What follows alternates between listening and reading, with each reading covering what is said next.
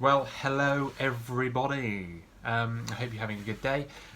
This video is going to be very interesting, and it wasn't until I started reading about it and looking at the stats where I'm actually going, oh, actually, this is harder than I thought it would be. So the idea is, who is the better manager? I'm looking at three. Now the idea is I'm going to have a little chat today, but I'm going to get an Arsenal fan and a Chelsea fan on to kind of debate this with me. Potentially a United fan if there are any that crop up. I'm sure they are. We're everywhere. But basically looking between, Ole Gunnar Solskjaer, Frank Lampard and Mikel Arteta. And obviously all have had, I'd say, good seasons, personally, when we got to the end. But it wasn't until I actually started looking at all the different intricacies, like the contract lengths, ages and win percentages and stuff like that, and then gone, actually, this is a difficult one to answer.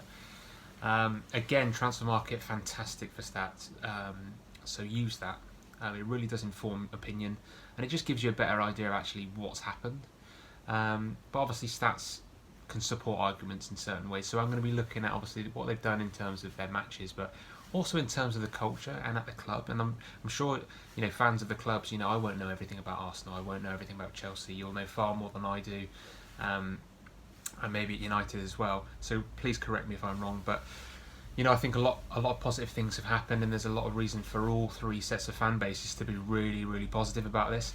And how good does it feel to have managers that you can really get behind? Arsenal had Emery. Chelsea, you had Conte.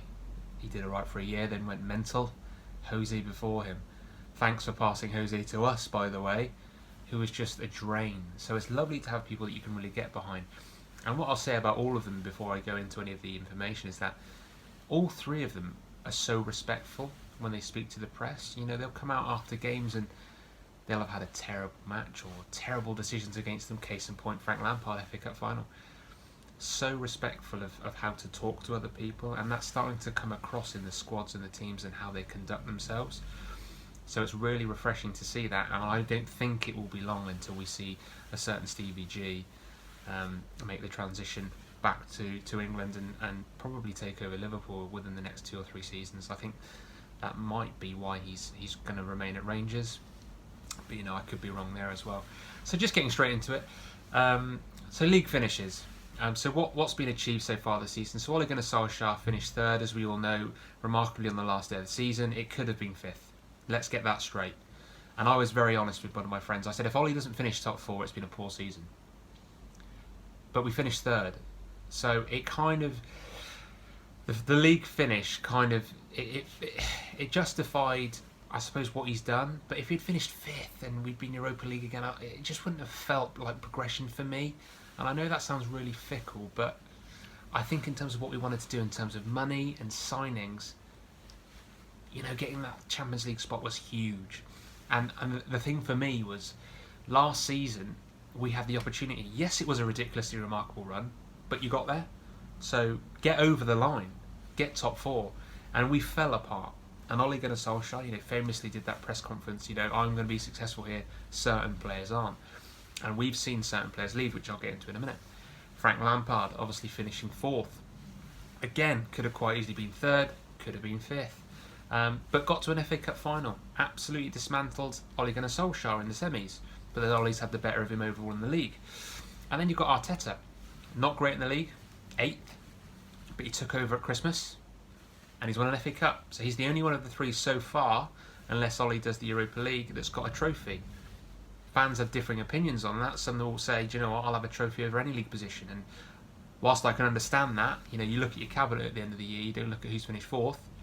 I would also say the Champions League allows for so much progression due to money and the prestige of the event that I can see why I'd prefer to be there, and I would personally prefer to be there than winning a cup, and I wouldn't change that if it was the roles reversed. So I think Arsenal have had a decent season because they won the FA Cup. But I think honestly, if you ask them, they'd probably want to be in that 3rd or 4th spot potentially, but I could be wrong. Please comment below if you disagree. But going into it more specifically, Sir Alex Ferguson, we can all agree, was probably one of the greatest managers of all time. And he had a 65% winning ratio. And he won 13 Premier League titles. So it's important to keep that in mind. Ole Gunnar Solskjaer has got a 50% winning record. So of the 68 matches that's on transfer market, he's won 34. So he's won half of his games, which is okay, not great. Frank Lampard has won 53.7. Mikel Arteta has won 57.1. Mikel Arteta has literally had half of the games of Ole. Probably, 40 games less. Frank's had 14 games less, but their win percentages are higher. So immediately looking at the stats, and I started the video by saying third place, which is a stat, was a signal of quality for me. You'd have to say Arteta and Frank are outperforming Ole Gunnar Solskjaer on the pitch. And I've had my reservations with Ole and the team and how well we've done there. Roller coaster time where we've won a match, woo! Next week we lose 3-0. And I know both the other clubs have been like that, but it's been less so. But what I really want to talk about as well is what's gone on in the club, in the culture. And obviously I can talk about United a lot more than the other clubs, so please get in the comments if you want to bring up any points about Chelsea or Arsenal. But Ole's cleared the deadwood, man. Like, there's 4 players left. Rojo, Jones, Lingard, they have to go, and Pereira, they have to go, and then he's got rid of everyone. You talk of your Fellaini's, your Lukaku's, I didn't want Herrera to go, but Young, all these players, they've gone, and he's played Mason Greenwood at 17, now an 18-year-old, Brandon Williams from the academy, who's now got a new contract, and we're bringing in Sancho, having brought in a Maguire, a Bruno, and an Aaron Wan-Bissaka. So he's shifted the momentum of the whole club, in my opinion. If he wins the Europa League, it goes from being a good season, a 6 or 7 out of 10, to an 8 or a 9 out of 10, in my opinion, because you've brought a trophy back with you. And he's also got one manager of the month in his whole tenure. And obviously he's been here a lot longer than the other 2 managers. And you'd argue potentially better squads. Certainly Arteta with Arsenal has had a bit more of a challenge. Now Frank Lampard, excuse me, I think he's done fantastically as well with the culture. Kepa, £72 million, the wages he's on, and he's gone, get out, son. And I remember to the cup game with, it was Conte in charge, wasn't it? Was it Sarri? I can't remember. He wouldn't come out, would he? He wouldn't come off the pitch. Like, huge disrespect, terrible, that's not professional attitude. And sadly, he's not really followed it up this season with good performances. Frank's gone, see you later. Caballero, in you come. Which shows obviously strength of character. It could be quite easy for the owners to go, hang on a minute, he's cost us the best part of 100 million quid. He's got to play. Frank's gone, I don't think so, mate. But he's also blooded Mason Mount, James at right back, Tomori the centre back, and then you're thinking about the signings. You've got Werner and you've got Ziyech in, potentially Havertz. The only problem we've got here that I can see is that where are the centre backs? Where's the goalkeeper replacement? Are you going to get any better up the table? If you haven't got that steel at the back, and that's the only downside, but that may not be Frank's doing. He might be identifying that. And I know you're talking about the left back from Real Madrid. I'm not really sure about him, so the jury's out on that one. But again, shifted the culture, and the fans are so excited. The clubs and the team's young, and they're pushing forward. And attacking wise, next year they look frightening. Arteta took over in Christmas, 57.1 win ratio, fantastic.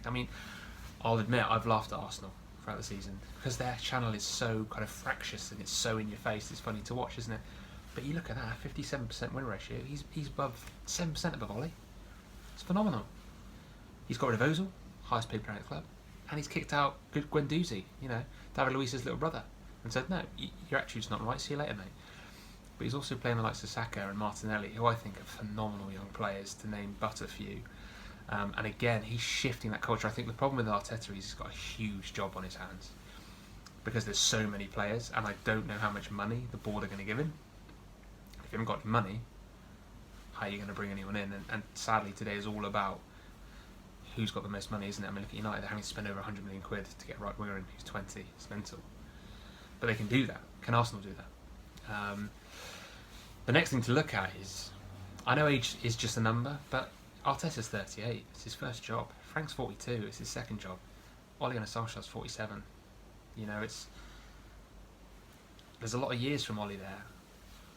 He's got a lot more experience. He's been in the game a lot longer at managerial level. Yeah, he might not have had the right club, right standard. Arteta's walked into his club, a big club. Frank has walked into Chelsea after a year. Ole Gunnar Solskjaer has not had that experience. or chance to do that at Manchester United. So it's harsh to label that Ole, saying he's not good enough and he's had longer, he should be better. This might be his chance to prove himself, but I just think it's really interesting amongst those four. It's so close. I mean, I'd have to say at the minute, Arteta's doing the best job, which pains me to say it, but I think we will be more successful as a club, Manchester United, because of the financial backing. But to summarise it all up, I think all three managers have been phenomenal. And I think a lot of other clubs should be quite wary of that. Spurs with Jose are in trouble. Let's get that right. I think Brendan Rodgers at Leicester is a ticking time bomb. I don't think he'll be there forever. And, Wolves manager, Santo, he won't be there. Why will he stay? He'll potentially go. So there's a lot of movement potentially from those managers. And I don't think these three managers want to go anywhere, so why would they? Unless they particularly fail, which all three could. This time next year I could be saying about Ole Gunnar Solskjaer, he needs to go. He's not the right man. Yeah, he's changed the culture, but now we need a tactician, someone that knows what they're doing. The only problem here is that, I go from the stats from the title winners. City, 18-19, 87.7% win percentage. That's unheard of. That's 22% higher than Sir Alex. Who's getting that? Who's matching that? Who is mirroring that? It's hard for me to expect Ole to even achieve that, and I want Ole to win the title in the next 2 years. But he's going to have to be let's take 10% off of that. He's got to win 77% of his matches. He's winning 50. So he's got to somehow get an extra win in there every 3 games. It's a challenge. Liverpool, season just gone, 86.8. They've been relentless. Absolutely relentless. So it shows it can be done. But you're talking about Pep and Klopp, two of probably the greatest managers in the last 10 years to have done it at their clubs. It's a big ask. It really is. You're talking about 30% on all of the managers at least. Higher win percentage to get anywhere near a title. And I think this is the biggest problem we've got. It's alright having all the names on the team sheet and the players in the door, but these teams are winning over 30 games a year and losing very few. And if you're not, you're out of the title. How long are we as a fan base going to accept Ole Gunnar Solskjaer finishing third? How long are Chelsea fans going to accept Frank Lampard finishing third or fourth? How long are Arsenal going to accept Arsenal fighting for the top 4 when that's all they used to complain about under Arsene Wenger? The league's getting so competitive, there's more money coming into it, and the standard's as high as it's ever been. So I think the jobs ahead of all three of them is huge. I think all three are a nice transition because they've changed the culture and all the fans are like, whoa, this is beautiful. But what happens when we're used to the culture change? What happens when we're expecting results? And Ole goes on a 4-game winning streak and then loses one. And we're like, we can only afford to lose 3 more. And that's it, title over. Same for Frank. What about when Arteta says, I want to sign that player, but we haven't got any money? And you've got Ozil sat at home playing Fortnite. It's difficult. But I think all three managers are in a wonderful position this season. I think next season's huge, massive, and I think that will really show us who's pushing on and who's building a better squad, but maybe who's the better tactician, because all of our kind of expectations will be slightly different. But as it stands so far, I think Arteta's done the best job, and then I think it's a toss-up between Ole and Frank, and that's not a slight on Ole or Frank. I just think Arteta's had a lot harder job. And yeah, if he didn't win the FA Cup, that might be different. But he did. And that's what football's based on, isn't it? It's based on results. And it's a fantastic and fascinating chat to have. Please leave any comments and like the video below. Please subscribe at the bottom corner just there. And sorry the lighting's so bright. Whether it's God looking down at me going, yes, I agree. He agrees with this comment. But yeah, hopefully I'm going to get another video soon regarding these three clubs, kind of on a 3-way chat. I'll get the proper fan opinion of their own clubs, and they can kind of let us know a bit more about how they feel their club's done and maybe how poorly. I know we're going to get slated if I invite Arsenal and Chelsea fans on here, but it's all about that, isn't it? It's about finding out what people think, and I think if people are happy with what the team's doing, then you're in trouble because they're not worried about you. So thanks very much for watching, and I look forward to seeing you all again soon. Remember to subscribe.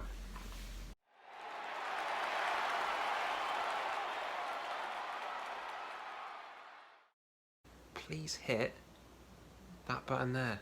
Subscribe.